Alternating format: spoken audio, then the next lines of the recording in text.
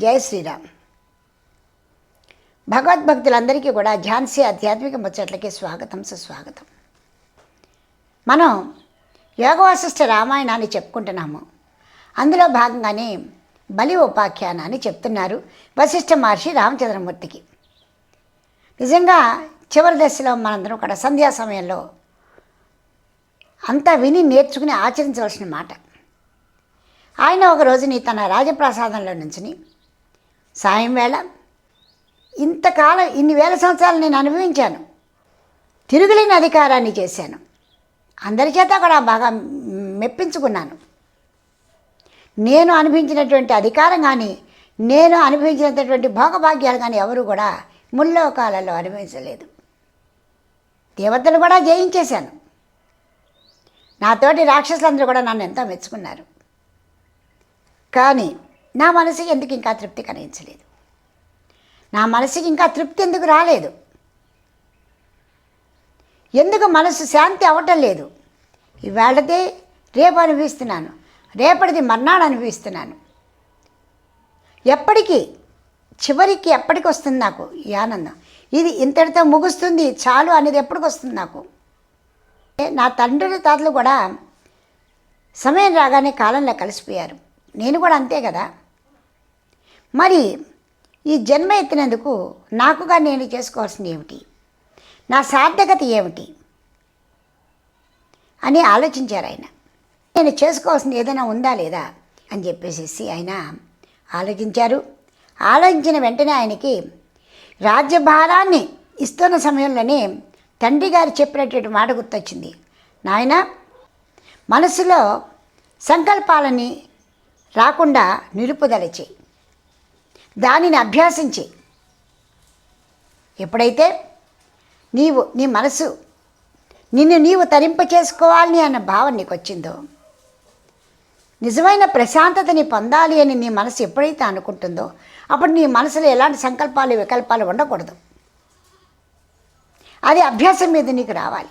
పదే పదే స్మరణ చేయి, నా మనసు బాగుండాలి అని తండ్రి గారు చెప్పినటువంటి మాట గుర్తొచ్చింది ఆయనకి. తండ్రి గారు చెప్పిన మాట గుర్తొచ్చి ఆయన ఏమనుకుంటున్నారు ఇప్పుడు విందాం. ఇంతవరకు క్రిందటి సంచికలో మనం తెలుసుకున్నాం. ఇప్పుడు బలి చక్రవర్తి ఏమని ఆలోచిస్తున్నారు? తండ్రి గారు ఈ భోగములందలి ప్రీతి ఎప్పటికి పోతుంది, ఏ కారణంగా పోతుందో చెప్పండి. మీరు చెప్పారు మనసు నిగ్రహశక్తి చేసుకోవాలి, అభ్యాసం చేయాలి అని చెప్పారు. అది ఏ విధంగా సాధ్యం అవుతుంది? ముందు ఈ ప్రీతి పోతేనే కదా మనసు శాంతపడేది. ఏ విధంగా నేను ఆ విధమైనటువంటి మార్గానికి మలుచుకోగలుగుతాను అని ఆయన అడిగారు. అప్పుడు విరోచనలు ఏం చెప్తున్నారో చూడండి. ప్రజ్ఞా విచారవశత సమమేన సదాసుత ఆత్మావలోకనం తృష్ణాసం త్యాగం చ సమాహరేత్. నాయన, ప్రజ్ఞ చేత, విచారణ చేత, సదా ఆత్మావలోకనం చేత నువ్వు తృష్ణని త్యాగం చేయవచ్చు. ఈ ప్రీతి ఎలా పోతుందని అడిగావు కదా, వీటిని నీవు ఏకకాలంలోనే అభ్యాసం ద్వారా పూర్తిగా కూడా పారద్రోలవచ్చు, నశింపజేసుకోవచ్చు. ఒకవేళ నీకు అటువంటిది సాధ్యము కాకపోతే ఏం చేయాలంటే శనైర్లాలనీయం యుక్తిభి పావనోక్తిభి శాస్త్రార్థ పరిణామేన పాలయే చిత్త బాలకం. యుక్తి చేత అంటే ససేమిరా నాలో తృష్ణ రాకూడదు, నాలో కోరికలు ప్రబలకూడదు అనేటువంటి దృఢమైనటువంటి సంకల్పం నీకు రావాలి. రాజ్యాధికారాన్ని ఎలా పెద్ద చేసుకోవాలని ఒక సంకల్పంతో వీరవిహారం చేసావో, ఏ విధంగా తపస్సు చేసి అందరినీ మెప్పించావో, అంతకంటే రెట్టింపు బలమైనటువంటి ఈ సంకల్పం నీ మనసులోకి రావాలి. అవన్నీ నీ శారీరక బలంతో, బుద్ధి బలంతో చేసావు. ఇది మన సంకల్పంతో చేయాలి. కాబట్టి మహాదృఢమైనటువంటి సంకల్పం నీ మనసులో కలగాలి. దానితో పాటు గొప్ప గురువుల వద్ద సేవనం చేయాలి. వారి యొక్క గొప్ప గొప్ప బోధలు విని అందులోని సారాన్ని నీవు గ్రహించాలి. అంతేకాదు ఏ పాటి సమయం ఉన్నా కూడా చక్కటి శాస్త్రాలని చదవాలి. గురువు గారు చెప్పిన దాన్ని, శాస్త్రాలు చదివిన దాన్ని అభ్యాసం చేస్తూ నీవు ఏర్పరచుకున్న దృఢ సంకల్పంతో నిన్ను నీవు మలుచుకోవడానికి ప్రయత్నం చేయాలి. మనసు మకురుగుడ్డు, పంచకళ్యాణి గుర్రంలా ఉంటుంది. గాలినైనా ఒక్క సెకండ్ ఆపచ్చేమో కానీ మనసుని నిలపలేవు. అందుకోసమని పూర్ణమైన ప్రయత్నం చేయాలి. అందుకే అభ్యాసం కావాలి. అందుకే ప్రతినిత్యము కూడా నీవు చేసేటువంటి నీ రాజకార్యాలన్నీ కూడా ఒక భాగంగా మాత్రమే చూడు. మిగిలిన భాగాల్లో శాస్త్రాల్ని అధ్యసిస్తూ గురువుల యొద్ద జ్ఞానాన్ని పొందుతూ నీవు ఏ విధమైనటువంటి మార్గాన్ని అన్వేషించదలుచుకున్నావో ఆ మార్గంలోకి ప్రయాణం చెయ్యి. ఏ పాటి జ్ఞానం ఉన్నవాడైనా కూడా ఈ విధంగానే తనని తాను మలుచుకోవడానికి ప్రయత్నం చేస్తాడు. నాయన కుమార, వరిపిడి రాయితోటి ఏ విధంగా మెరుగుపెట్టడానికి ప్రయత్నం చేస్తామో నీ సంకల్పంతో పదే పదే పదే పదే నీలో ఉన్నటువంటి భావాలని దృఢపరుచుకుంటూ నీవు కావాలనుకున్న జ్ఞానం వైపు మళ్ళు. అప్పుడే పరే పరిణతం జ్ఞానే శిథిలీభూత దుర్గ్రహం జ్యోత్స్నాహీన స్ఫటికనచ్చేత శీతం విరాజతే. అప్పుడే నీ మనసు ఆత్మజ్ఞానంతో పరిణతమై ఉంటుంది. ఎప్పుడైతే నీ మనసు ఆ విధమైనటువంటి పరిణామం చెందిందో దృశ్య ప్రపంచం వైపు వెళ్ళినా కూడా మనసు దాని వైపు వెళ్ళదు. బాహ్యేంద్రియాలు మాత్రమే వెళతాయి. వెన్నెలలాగా చల్లగా ప్రశాంతంగా ఉంటుంది. తృష్ణారహితమైనటువంటి ఆత్మ నీకు దర్శనం అవుతుంది. నీవు కోరుకున్న ప్రశాంతత నింపాదిగా నిన్ను చేరుకుంటుంది. క్షియా కలితానంద మనంతో దేతి నిర్వృతి న కదాచన జీవాన ఆత్మ విశ్రవణాధృతే. ఆత్మయందు విశ్రాంతి పొందితే తప్ప జీవునకు ముక్తి లభించదు. ఇంకా కొన్ని వేల సంవత్సరాలు ఇలా అనుభవించినా కూడా జీవునికి మాత్రం శాంతి రాదు. ఎప్పుడైతే ఆత్మశాంతి పొందిందో, ఆత్మలో లీనమవుతావో అప్పుడే నీకు ముక్తి లభిస్తుంది. అయితే ఇది పూర్తిగా పురుష ప్రయత్నం ద్వారా మాత్రమే లభ్యమవుతుంది. పూర్ణమైన ప్రయత్నం నిజానికి గురువుల దగ్గర సృష్టి చేసినా గురువులు నీకు నింపలేరు దానిని. సాక్షాత్ పరమేశ్వరుడు వచ్చినా కూడా నిన్ను ఆ విధమైన స్థాయికి తీసుకు వెళ్ళలేరు. నీవు నీలో మార్చుకోవాలి. అప్పుడు మాత్రమే ఆ ప్రజ్ఞ నీకు వంటబడుతుంది. స్థిరమైన శాశ్వతమైనటువంటి జ్ఞానం వస్తుంది. నిజానికి ఏ క్షణమైతే విరోచ భోగగర్హతో విచారణోద్భగగ్రహణం అన్యోన్యమేతే పూర్యేతే సముద్ర జలదానిన. భోగ విరక్తి నీకు ఎప్పుడైతే కలిగిందో అప్పుడే విచారణ కలుగుతుంది. విచారణ వల్ల భోగ విరక్తి వస్తుంది. భోగ విరక్తి వల్ల విచారణ వల్ల భోగ విరక్తి కలుగుతుంది. అప్పుడు నీ దృష్టి పరమాత్మ వైపు నడుస్తుంది. నీవు పూర్ణమైన ప్రయత్నం ద్వారా మాత్రమే సాధించు. యోగం ఉంటే నాకు లభిస్తుంది, అదృష్టం ఉంటే వస్తుంది అన్న ఆలోచన పక్కన పెట్టు. ప్రయత్నిస్తే లభించనిది అంటూ ఏదీ లేదు. ఆ విధంగా నీవు అభ్యాసం చేసిన తర్వాత మనస్సు శాంతి పొందుతుంది. ఇంకా మనస్సు బాహ్యమైనటువంటి విషయాల వైపు నీవు పరుగు పెట్టిద్దామన్నా వెళ్ళదు. ఈ బాహ్యేంద్రియాలు మనస్సుని బయటికి లాగుదామన్నా కూడా మనస్సు రాదు, ఆసక్తి చూపించదు. ఎప్పుడైతే నీవు ఆ మనస్థితిలో అలా ఉండగలుగుతావో ఈ దృశ్య ప్రపంచం నిన్ను ఏమీ చేయలేదు ఇలా అని చెప్పి విరోచనులు వెళ్ళిపోయారు. ఎప్పుడైతే ఆయన మాటలన్నీ కూడా మనసుకి స్ఫురణకి వచ్చాయో బలిచక్రవర్తి నిజానికి నా యొక్క భుజబలముతో, నా యొక్క బాహ్య బలంతో సమస్తాన్ని కూడా నా చేతుల్లో పెట్టుకున్నాను. కానీ నాలో ఉన్న నా మనసుని నేను పెట్టుకోలేకపోయాను. అంటే నేను నిజమైనటువంటి విజయాన్ని సాధించలేదు. సమస్త భూమండలాన్ని, ముల్లోకాల్ని కూడా నా హస్తగతం చేసుకున్నాను, నా అధీనంలో ఉంచుకోగలిగాను. కానీ ఉపయోగం ఏంటి? నన్ను నేను జయించుకోలేకపోయాను. కాబట్టి నేను సరైన విజయాన్ని పొందలేదు అని ఆయన చక్కగా అనుకున్నారండి. ఎంత చక్కటి జ్ఞానోదయం అండి అది. నేను ఆ విధమైనటువంటి జ్ఞానాన్ని పొందలేదు కాబట్టే ఇంకా భోగాలు అనుభవిస్తూనే ఉన్నాను. ఇక్కడి నుంచి ఈ భోగాలు తుచ్చమైనవి అని నా మనసు చెప్తోంది కాబట్టి ఇంకా అటువైపు వెళ్ళకూడదు అని నిర్ణయించుకున్నాడు. రామా, నీవు కూడా పూర్ణమైనటువంటి జ్ఞానాన్ని పొందు. అప్పుడు నీ మనసు బాహ్య విషయాల మీదకి వెళ్ళదు. వెళ్ళినా కూడా అంతవరకే, మనస్సుకి లోపలికి రావు. అప్పుడు నీలో ఉన్నటువంటి నైరాశ్యం పోతుంది. అలా అంటూనే వశిష్ఠ మహర్షి చక్రవర్తి కళ్ళు మూసుకుని ధ్యానం చేసుకున్నారటండి. అప్పుడు ఆకాశగమనంతో వెళుతున్నటువంటి శుక్రాచార్యుల యొక్క దర్శనం దొరికింది.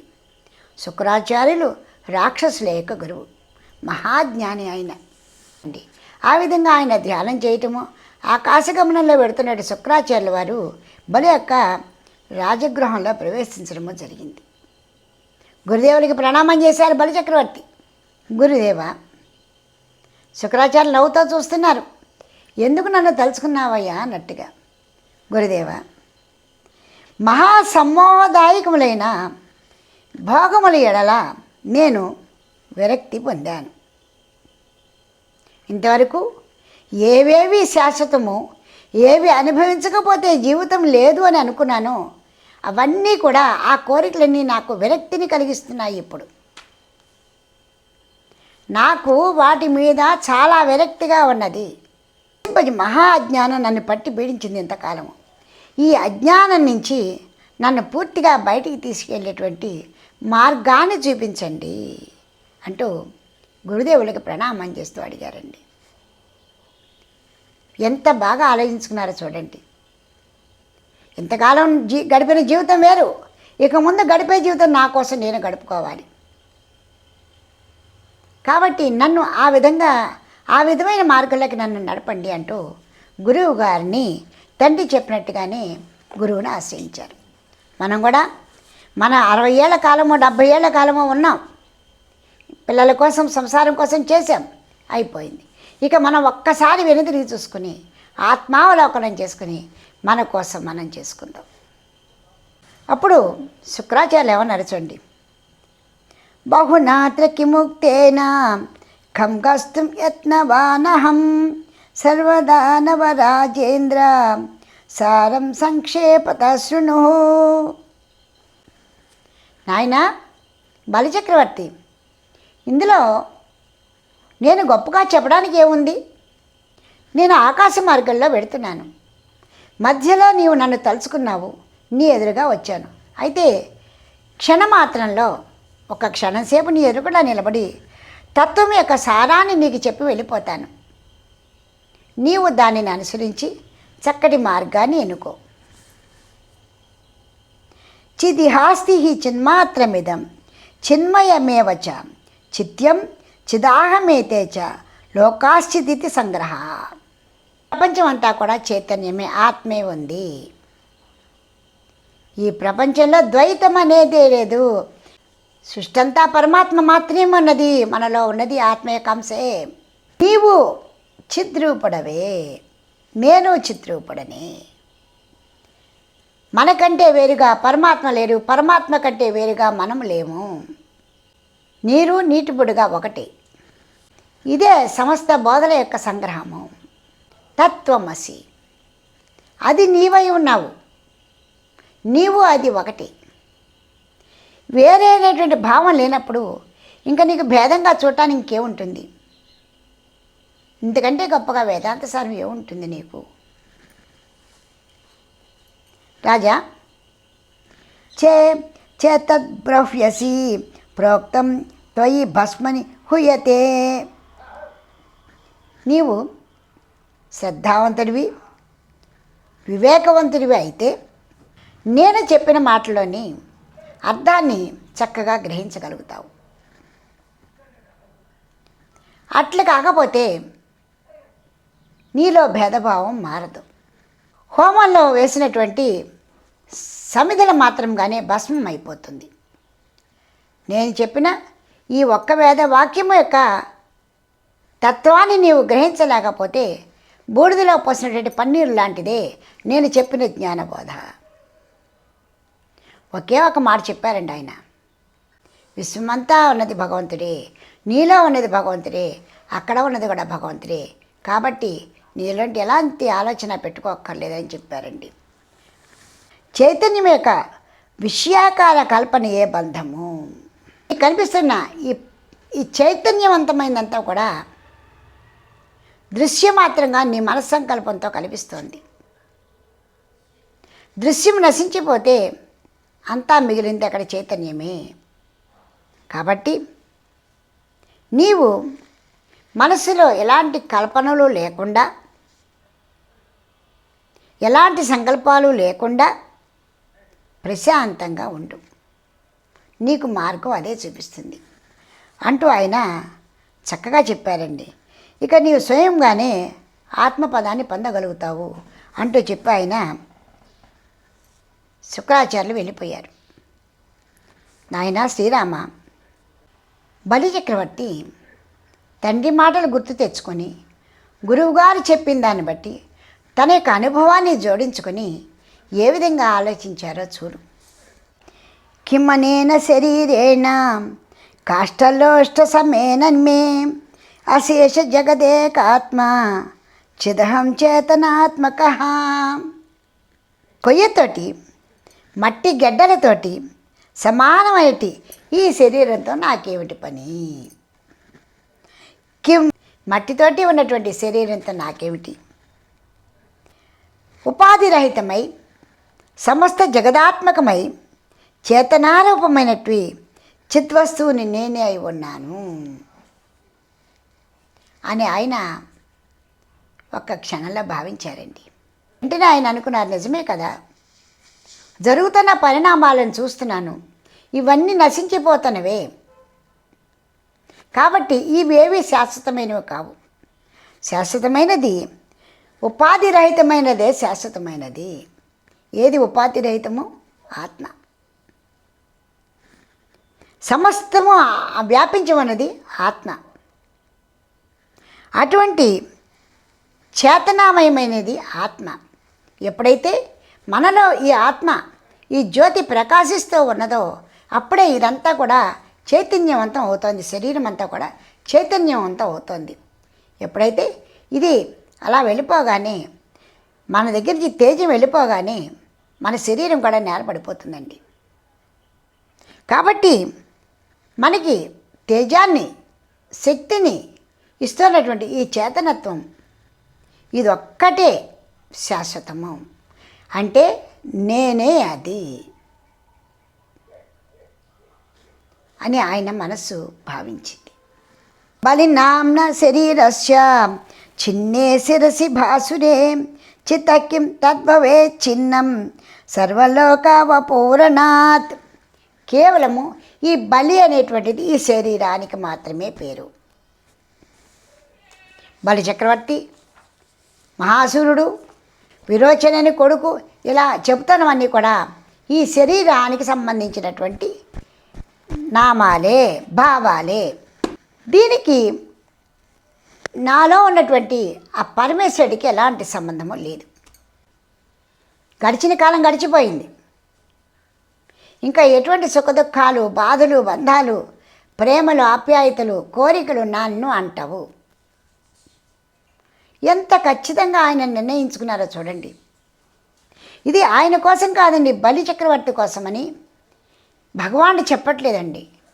మనందరం కూడా ఇదే పరిస్థితికి రావాలి అని పదే పదే చెప్తున్నారండి. మనకి ఎంత జీవితం ఇవ్వాలి అంత జీవితం ఇచ్చేశారు. ఎన్ని సుఖాలు ఇచ్చాడు అన్ని సుఖాలను ఇచ్చేశాడు. ఇంకా మిమ్మల్ని మీరు ఉద్ధరించుకోండి అని చెప్తున్నాడు ఆయన. ఇక్కడ బలిచక్రవర్తి కూడా గురువుగారు తండ్రి చెప్పారు. అదేవిధంగా ఈయన కూడా ఇవన్నీ కూడా ఇంకా నన్ను బాధ పెట్టవు, నా ఎదురుకుండా ఏం జరిగినా కూడా అన్నిట్లో పాలు పంచుకుంటాను, కానీ ఏవి నా మనసుని తాకవు. ఈ విధంగా మనసు శాంతించిన వాడై, ఇంకా తన్ను తాను తెలుసుకున్నటువంటి వాడై మనసులో ఓంకారాన్ని జపించుకుంటూ ఆయన ధ్యానమగ్గుడై చాలాసేపు ఉండిపోయాడు. ఆ తర్వాత ఆయనకి జనక మహారాజులాగా సమస్త ప్రపంచం మీద కూడా మోహం నశించిపోయింది కాబట్టి ఇంకా నాకు మోక్షం వచ్చినా ఒకటే రాకపోయినా ఒకటే, నేను రాజుగా ఉన్నా ఒకటే లేకున్నా ఒకటే అనేటువంటి గొప్ప నిర్ణయం వచ్చింది. ఎందుకంటే రాయిని సమ్మెట దెబ్బలు ఏమీ చేయలేవు. ఒక రాయిని సమ్మెట దెబ్బలు ఏమైనా బాధ పెడతాయా? లేవు. ఆ విధంగా ఆయన మనసు నిశ్చలంగా ఉన్నది. నా మనసు ఎప్పుడైతే నిశ్చయం అయిపోయిందో, నిశ్చలంగా ఉందో, అప్పుడు ఈ కార్యాలు చేసినా ఒకటే చేయకపోయినా ఒకటే. కార్యాలని చేస్తూ నేను నిబ్బరంగా ఉండడానికి ప్రయత్నం చేస్తాను. కార్యాల నుండి దూరమై వెళ్ళిపోతే అది గొప్పతనం కాదు. అందులో ఉండే నా మనసుని నేను నిగ్రహంతో ఉంచుకుంటాను అని ఆయన తనకి తానే ఒక ప్రమాణం చేసుకున్నారండి. కావున రామ, నీవు కూడా బలిచక్రవర్తిలాగా సమస్తాన్ని చూడు, సమస్త కార్యాలు చెయ్యి, నీ మనస్సుతో దేవదేవుని ప్రార్థన చెయ్యి. నీ మనసు పూర్తిగా ఆత్మస్వరూపంగా భావించు. బాహ్యమైన విషయాలన్నీ కూడా బాహ్యేంద్రియాలతో చెయ్యి. అప్పుడు నీవెప్పుడు కూడా సంతోషంగా ఉంటావు. నీ మనసులో ఎలాంటి అలజడి కలగదు. దృశ్య పదార్థాలు నీ మనసుపై చాలా వికారాన్ని సృష్టించాయి. వాటన్నింటినీ కూడా వదిలేయి. సమస్త జన్మ రోగాణం ప్రవిచార్య బలాబలం తృష్ణామృత్యస్య భోగానం భుక్తేవ భవ కేవలం. కోరికలు పెరిగిన కొద్దీ కూడా, లేదా తృష్ణ పెరిగిన కొద్దీ కూడా బాధలు పెరుగుతూ ఉంటాయి. ఎప్పుడైతే నీవు సమూలంగా నాశనం చేసావో ఈ సమస్త రోగాలు, ఈ జన్మాది రోగాలన్నీ కూడా, అంటే జన్మలు రావటం పోవడం లాంటి రోగాలు కూడా నశించిపోతాయి. కాబట్టి వ్యర్థంగా దుఃఖించద్దు. నిజమేదో తెలుసుకో. నీ కర్తవ్యాన్ని నీవు నిర్వహించడానికే ప్రయత్నం చెయ్యి. భోగభాగ్యాలతో పాటు బాధలు కూడా బంధమే. కాబట్టి అన్నిటినీ దూరం చెయ్యి. భోగభాగ్యాలని దూరం పెట్టావు, బాధల్ని కూడా దూరం పెట్టు. అప్పుడు పూర్ణమైనటువంటి వాటివి అవుతావు. వీటిలోనే ఉండి వాటిని అంటకుండా ఉండు. తామరాకు బురదలోనే ఉంటుంది. గట్టిన మీద కూర్చుని నాకు బురద అంటలేదు అని గంతులేదు. ఆ బంధాలలోనే అంటుకోకుండా ఉండు. అప్పుడే నీ మనసు చాలా శాంతంగా ఉంటుంది, పవిత్రంగా ఉంటుంది అంటూ వశిష్ఠ మహర్షి రామచంద్రమూర్తికి చెబుతాం, నాయన ఇంతవరకు నేను చెప్పినవన్నీ కూడా హాయిగా రాత్రి మననం చెయ్యి, స్మరణం చెయ్యి, అభ్యసించు. రేపు మళ్ళీ నీకు ప్రహ్లాదుని యొక్క ఉపాఖ్యానం చెబుతాను. నీ మనసు రోజు రోజుకి పరివర్తన చెందాలి, దాని సమస్యలన్నీ కూడా రూపుమాపుతూ ఉండాలి అని వశిష్ఠ మహర్షి రామచంద్రమూర్తికి చెప్పారు. రామచంద్రమూర్తి ఆ రాత్రికి సెలవు తీసుకుని వెళ్ళారు. మనందరం కూడా ఈ రాత్రికి సెలవు తీసుకుని మళ్ళీ వశిష్ఠ మహర్షి రామచంద్రమూర్తికి చెప్పబోయే ప్రహ్లాదోపాఖ్యానానికి వెడదాం. అంతవరకు కూడా అందరం ఆనందంగా ఉందాము. దయచేసి నా మాటని పదే పదే వినండి. నాతోటి స్నేహితులారా అందరూ కూడా నిర్మలంగా మనసునుంచుకోండి. నిర్మలమైనటువంటి భక్తి కోసం ప్రయత్నం చేయండి. నిరంతరము కూడా ఒక నామాన్ని, ఏదో ఒక నామాన్ని, ఎందుకంటే కలో నామస్మరణే అన్నారు. మనము ఈ సముద్రం దాటించుకోవటానికి మన మనస్సు అనే నావ ఎక్కుదాము. భగవానుడు అనేటువంటి నామస్మరణని సుఖానిగా చేసుకుని వెళదాము.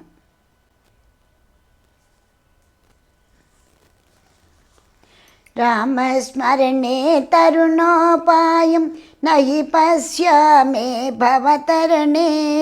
రామ హరే కృష్ణ హరే తవ నామి వదాను సదా నృహరే.